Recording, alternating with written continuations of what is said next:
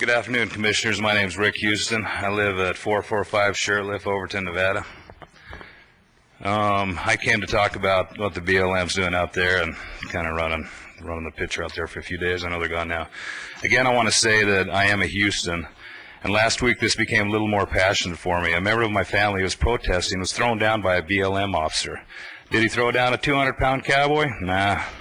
It was a 100-pound soaking wet, 5'3" woman who had just spent most of the last month volunteering for the Clark County Fair.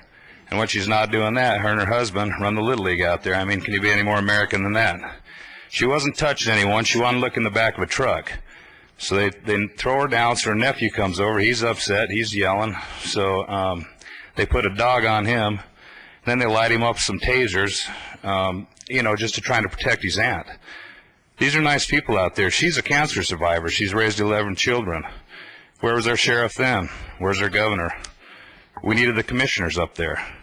I still believe at this point this is a state of emergency in some situations. And you guys should be present. And I feel like if any blood is shed out there, it's going to be on the politicians' hands. There was a lot of BLM officers out there, and their training is questionable to me. I saw these guys. They're not your standard BLM guy. Most BLM guys drink a lot of coffee. They're kind of chubby like I am. These guys been working out. They're pretty fit. They have their beards in little rubber bands. They wanted to pull a trigger. That's not the ones I'm used to. Anyway, they had their hired guns. They had their hired cowboys. And they did things out there that no other contractor would be able to do. No government entity would be able to do. The BLM had just free reign out there. They were trampling the ground, building roads with no studies, no permits, ripping out water sources that have been in there for 50 years and are part of the ecosystem out there, part of the environment. I imagine there's going to be a lot of animals pay for that. They killed cattle, dug holes, dumped them in them, covered them up.